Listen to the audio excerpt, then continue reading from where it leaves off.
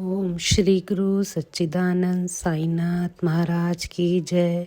साईनाथ आपकी सभी मनोकामनाएं पूर्ण करें। आशा करती हूँ आपका दिन मंगलमय होगा। आज हम साईं की अगली कथा तात्या पर साईं की कृपा आपको सुनाते हैं। शिरडी में आगमन के सबसे पहले दिन साईं बाबा ने जिस घर में पहली भिक्षा प्राप्त की थी वह घर वाइजाबाई का था। वाइजाबाई एक गरीब विधवा थी।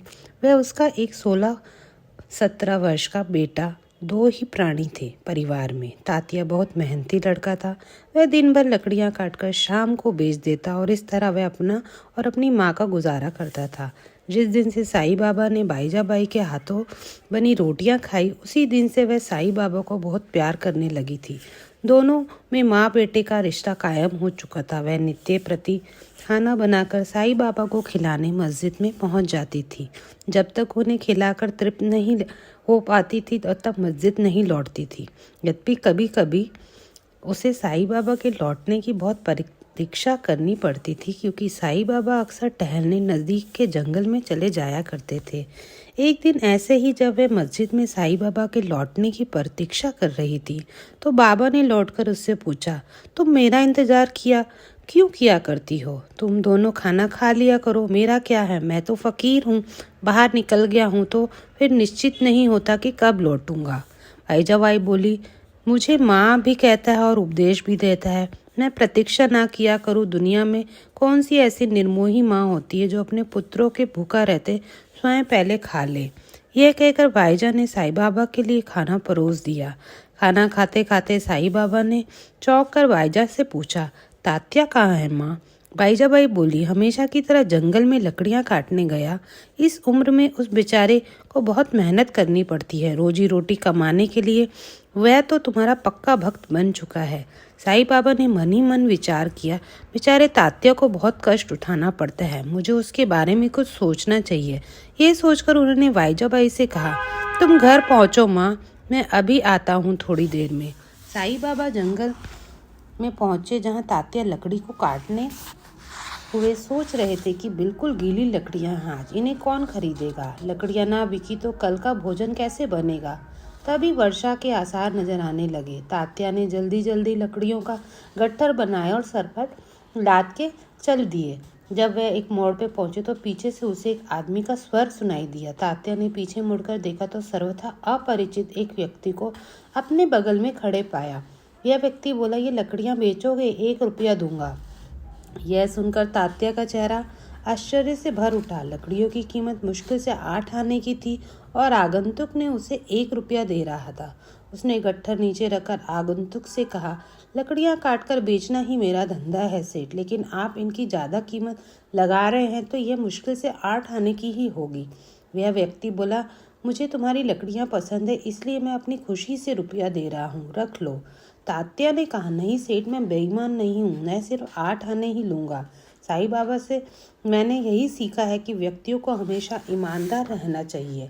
तात्या की बात सुनकर व्यक्ति बोला, साईं बाबा का नाम तो मैंने भी सुना है, पक्के ईश्वर भक्त हैं, बिल्कुल ईश्वर का दूसरा अवतार। अच्छा, तुम ये 2 रुपये रख लो, बाकी के पैसों की कल लकड़ियाँ दे जाना, मैं हर रोज इधर से ही गुजरता रहूँगा। लकड़ियाँ बिकने की खुशी से तात्या जल्दी जल्दी घर लौटने लगा। तभी पेड़ की ओर से उसे साईं बाबा निकलते दिखाई दिए। वह बोला, साईं बाबा, आप इस समय जंगल में? बाबा ने कहा, तुम्हें आश्चर्य क्यों हो रहा तात्या? क्या मैं जंगल में इस समय नहीं आ सकता? तुम आज खाली हाथ क्यों लौट रहे हो? क्या आज लकड़ियां नहीं मिली? तात्या बोला, मिली भी और बिक भी गई। एक सेठ ने दोगुनी से भी ज्यादा कीमत देकर वह सारी लकड़ियां खरीद ली है।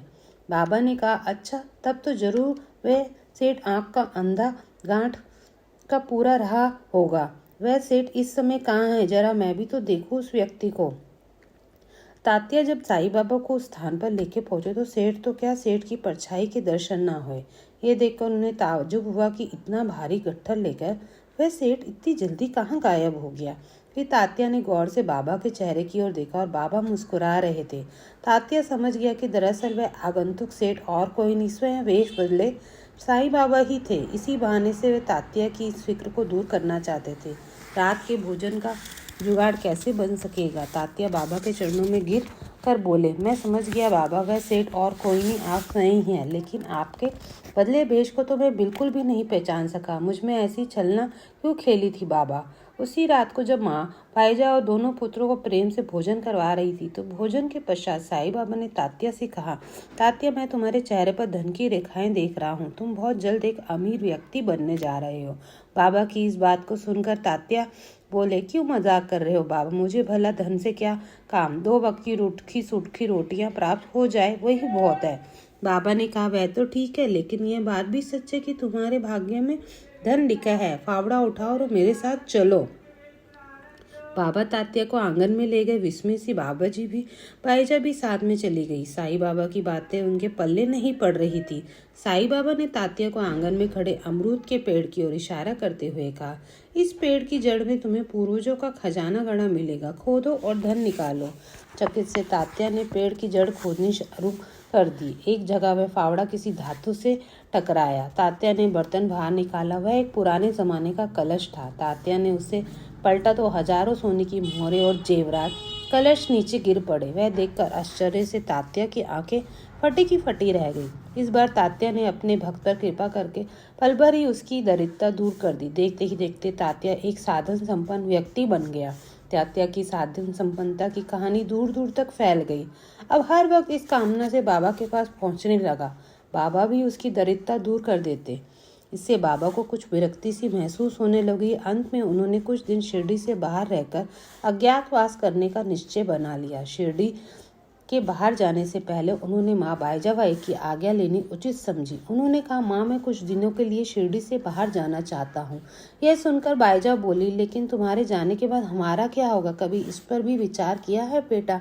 मैं तो यूं ही बीमार रहती हूँ, तुम्हारे जाते ही मेरा दम निकल जाएगा। बाबा ने कहा, मैं कोई हमेशा के लिए थोड़ी जा रहा हूँ माँ, मैं तो सिर्फ 3 वर्ष के लिए बाहर जा रहा हूँ। बाहर जाकर एकांत में योग साधना करूंगा ताकि आत्मा शुद्ध हो जाए। तुम चिंता मत करो, तुम जिंदा रहोगी माँ। मैं वायदा करता हूँ कि तुम्हारे परलोक गमन करने से पहले ही मैं तुम तक पहुँच जाऊँगा। अगले ही दिन बाबा ने अपने प्रमुख शिष्यों को बुलाकर उन्हें आदेश दिया कि कुछ दिनों के लिए मैं एकांतवास करना चाहता हूँ। मैं चाहता हूँ कि जब तक मैं वापस नहीं लौटूं, धूनी की अग्नि बराबर जलती रहे, भजन कीर्तन आदि उसी प्रकार चलते रहे जैसे अभी तक चल रहे हैं। अगले दिन भोर होते ही बाबा ने अपनी ईंट उठाई और उसे लेकर अज्ञातवास को निकल गए। इधर साईं बाबा के अज्ञातवास जाते ही उसी दिन वाईजा ने खटिया पकड़ ली। बीमार तो पहले से ही थी, लेकिन साईं के गम में वह ज्यादा बीमार रहने लगी। इसी बीच तात्या माँ की भरपूर सेवा करता रहा। साईं बाबा के लौटने का एक एक दिन गिनकर उनकी प्रतीक्षा करने लगी। अंत में 3 वर्ष पूरे और वायजा माँ की तबीयत बहुत ही बिगड़ गई, तो वह क्षीण स्वर में कराहने के हुई। तो 3 वर्ष पूरे हो गए, लेकिन साईं बेटा अभी तक नहीं लौटा। मेरा वक्त आ चुका है। बड़ी इच्छा थी कि मरते वक्त अपने बेटे के दर्शन कर लेती, लेकिन अफसोस। तभी दरवाज़ा खुला और साईं बाबा ने कमरे में प्रवेश किया। तात्या ने चौंक कर दरवाजे की ओर देखा। फिर साईं बाबा को देखते ही एक आनंद मिश्रित चीख उनके गले से निकली, माँ, माँ, देखो कौन आया है। साईं बाबा आ गए माँ, उन्होंने अपना वादा पूरा किया। ये सुनकर बाईजा ने आंखें खोली। साईं बाबा को देखकर उसके चेहरे पर परम संतुष्टि के भाव पैदा हुए। वह क्षीण स्वर में बोली, साईं बेटे, तुम आ गए। अब मैं खुशी से इस नश्वर देह को त्याग सकूंगी। मेरा सिर अपनी गोद में ले लो ताकि मैं सुकून से अपने प्राण विसर्जन कर सकूं।